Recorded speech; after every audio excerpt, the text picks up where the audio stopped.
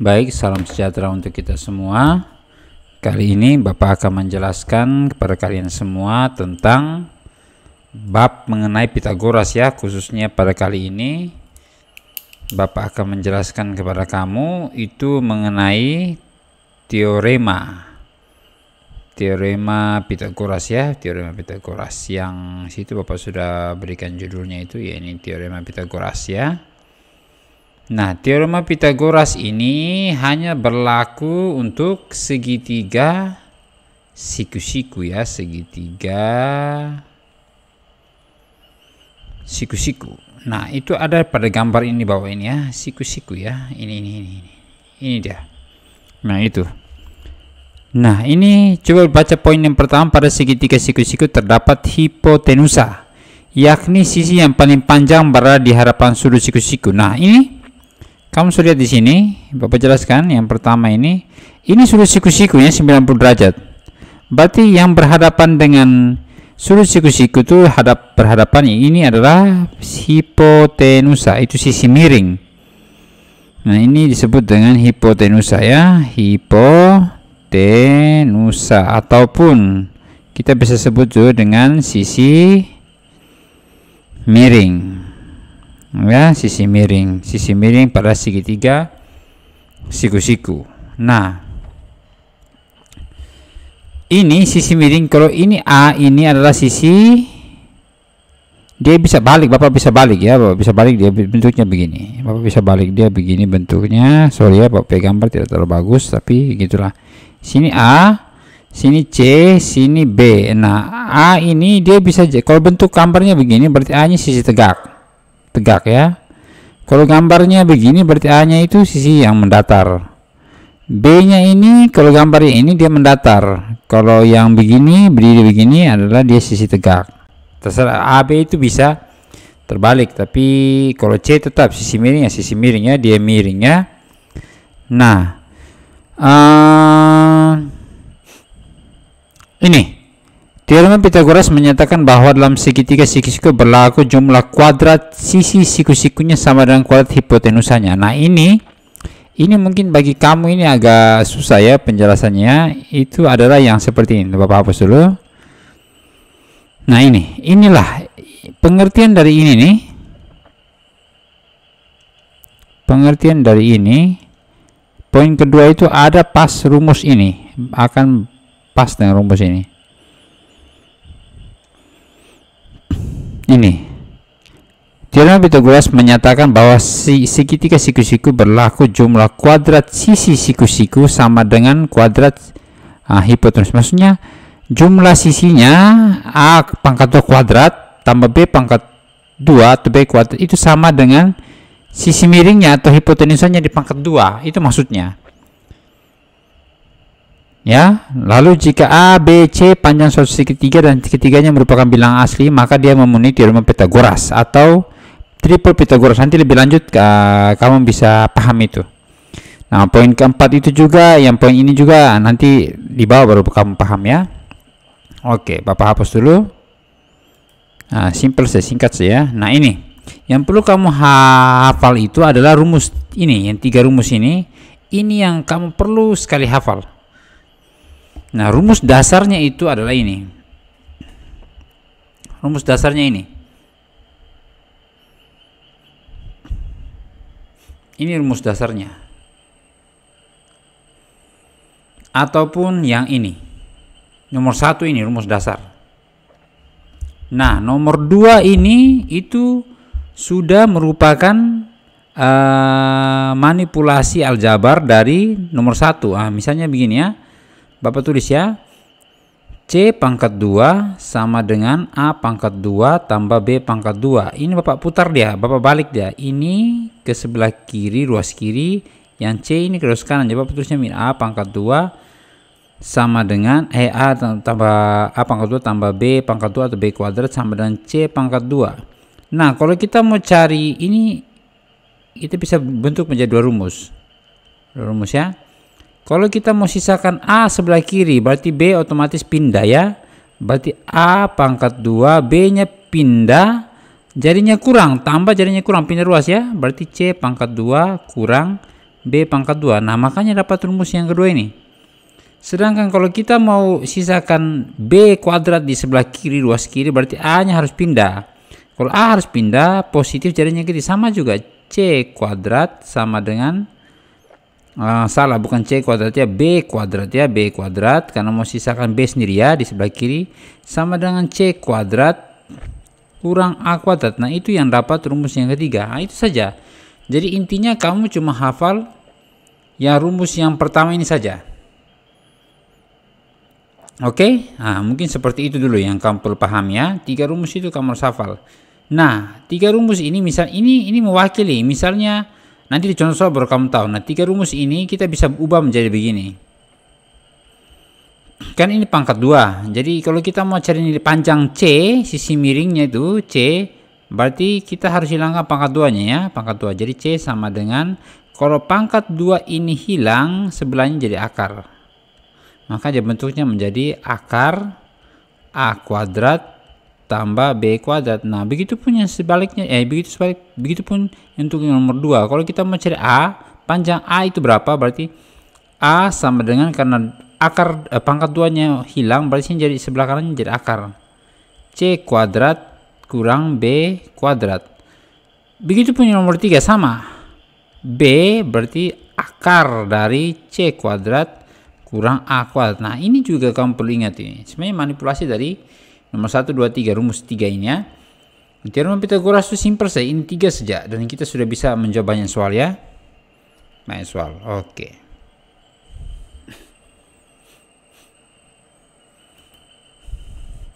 Baik.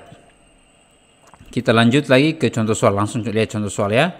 Nah, ini contoh soal yang pertama, tentukan panjang hipotenusa segitiga di samping. Nah, segitiga ini adalah segitiga siku-siku, jelas ya. Ini dia suruh cari yang ini C-nya, panjang sisi miring ini.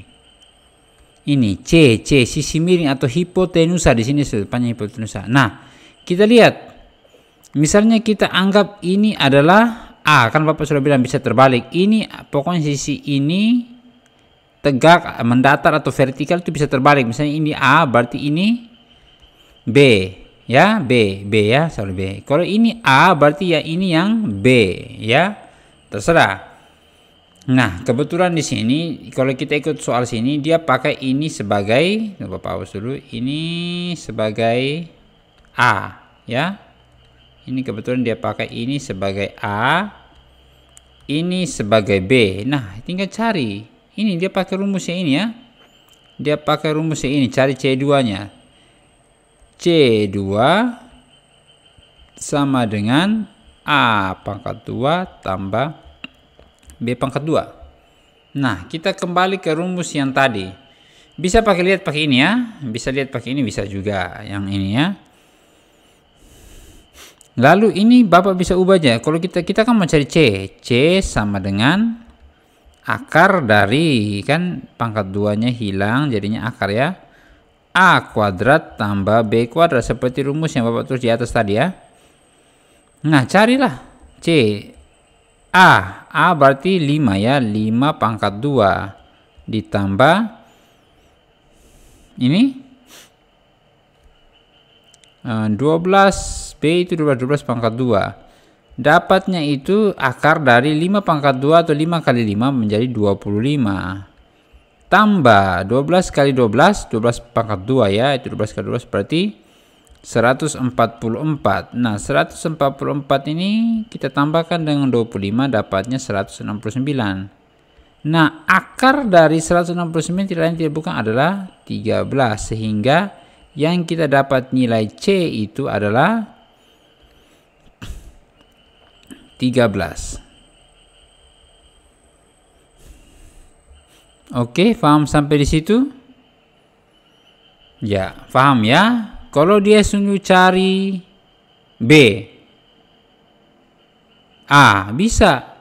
Cari B, bisa. Nah, mau kita buktikan boleh. Nah, ini juga kita bisa lihat dari sini ya. A pangkat 2 dia pakai rumus yang tetap, cuma dia terbalik rumusnya ya. Terserah kamu mau pakai yang mana, seberapa. Intinya bahwa A pangkat 2 tambah B pangkat 2 sama dengan C pangkat 2. Ini diganti. A kuadrat menjadi 5 pangkat 2. 5 kuadrat. B kuadrat menjadi 12 pangkat kuadrat juga ya. Sama dengan C itu ditanya. 25 tambah 144 sama dengan C kuadrat ya. Baru 25 tambah 144 kan 169. Baru dia pindahkan yang ini pangkat 2-nya menjadi akar. Jadi akar dari 169 sama dengan 13 sama seperti yang Bapak punya. Oke. Nah, seandainya ya. Seandainya Bapak kasih seandainya di sini. Ini C-nya ditahu. C-nya ditahu ya. C-nya kita sudah tahu bahwa dia ini adalah 13 ya. 13 ini ada ya, seandainya itu 13 ini kita tidak tahu. Ini misalnya ini tidak ditahu ya, ini kita tidak tahu. A-nya yang ditanya, berarti kita pakai rumus ini. A kuadrat sama dengan C kuadrat kurang B kuadrat. Kita cari betul tidak dapat dengan angka 5 tadi ya, yang Bapak sudah coret-coret ini. Jadi ini kita buat A sama dengan 2 ini menjadi akar. C kuadratnya, C-nya itu tadi 13 pangkat 2. C-nya 13, 2 pangkat 2 tetap 2. B kuadratnya, B-nya itu 12 pangkat 2. Nah kita uraikan, kita lanjutkan. 13 kali 13 berarti 169 tadi ya. Kurang 144, 12 kali 12 ya. Dapatnya nanti akar 25. Nah akar 25 itu tidak lain tidak bukan ada 5 meter. Nah seperti itu saja, simple ya. Simple. Nah begitu saja. Kita buka ini jelas 5 ya. Nah begitupun sebaliknya, misalnya ditanya adalah B. Kita menggunakan rumus yang ketiga ya. Nah Bapak buktikan, misalnya B ini yang Bapak coret-coret dia ya. Bapak coret-coret yang B ini ya. Ini yang tidak ditahu. Ini 13 tahu, 5 tahu. Jadi kita pasang rumus yang ketiga. B kuadrat sama dengan C kuadrat kurang A kuadrat. Lalu B, kita akan cari B. Ini berarti akar ini pangkat 2 jadinya akar kalau pindah ruas ya. Pangkat 2 pindah ruas jadinya akar. Jadi C kuadrat kurang A kuadrat. Jadi B sama dengan C kuadratnya kita sudah tahu 13 pangkat 2. A kuadratnya itu 5 pangkat 2. A-nya 5 ya. Dapatnya ini 13 kali 13 169 kurang 25 5 pangkat 2 ya. Dapatnya akar 144. Nah akar 144 itu tidak di bawah 12 meter. Nah itu terbukti yang tadi ini Bapak tutup ini 12 ya. Begitu saja, tinggal diputar-putar untuk ketiga rumus ini ya. Jadi kamu harus ingat, harus belajar. Oke. Nah oke, Bapak hapus dulu.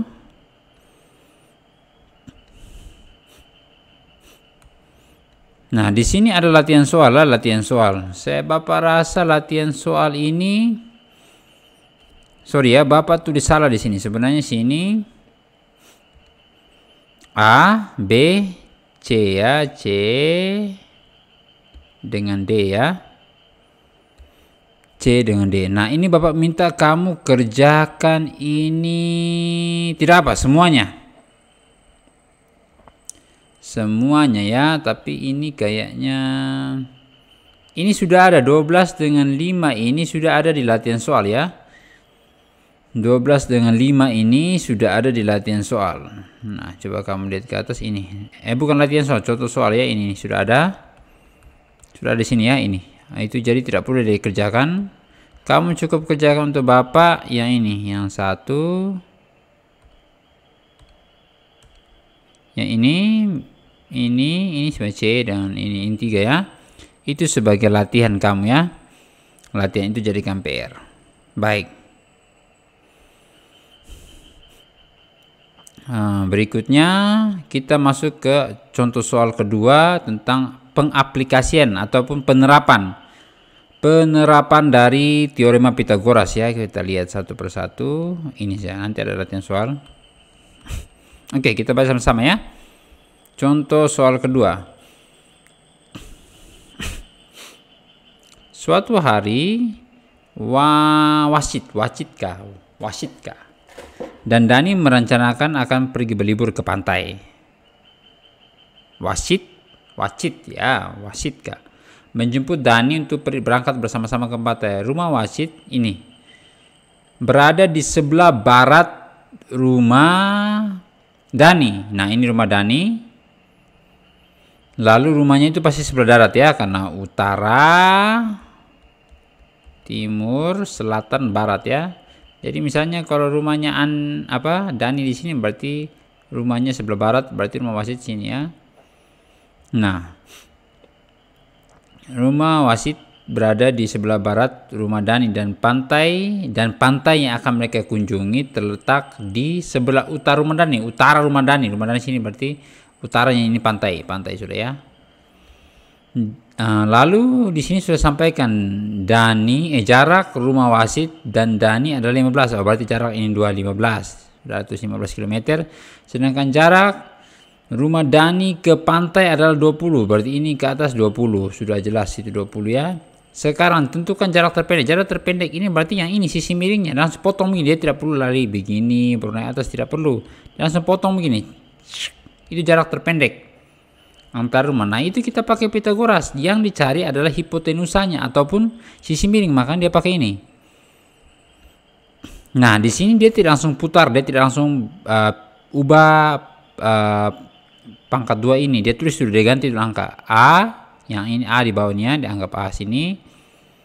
B yang ini. A itu 15 pangkat 2.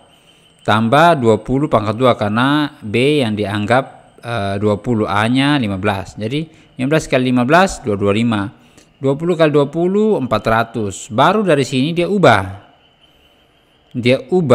pangkat 2 ini menjadi akar, makanya ditambahkan dulu sini 225 tambah 400 dapatnya 625. Akar dari 625 itu 625 adalah bukan adalah 25 km. Makanya jarak terpendek dari sini ke pantai di rumah Wasit ke pantai adalah 25 km atau kilometer. Nah, itu jawabannya. Nah, sekarang nanti kamu kerjakan latihan soal yang kedua ini. Prinsipnya sama. Yang penting kamu gambar dulu apakah dia bentuk segitiga siku-siku, dan kamu gunakan Pitagoras untuk menyelesaikannya. Nah, begitu saja. Oke, mungkin demikian saja penjelasan dari Bapak tentang teorema Pitagoras ini. Ya, Bapak harap ya kamu bisa mengerti dan pahami dengan baik ya. Oke, baik. Mungkin itu saja dari Bapak. Sekian dari Bapak. Terima kasih atas perhatiannya. Tuhan Yesus memberkati kita sekalian.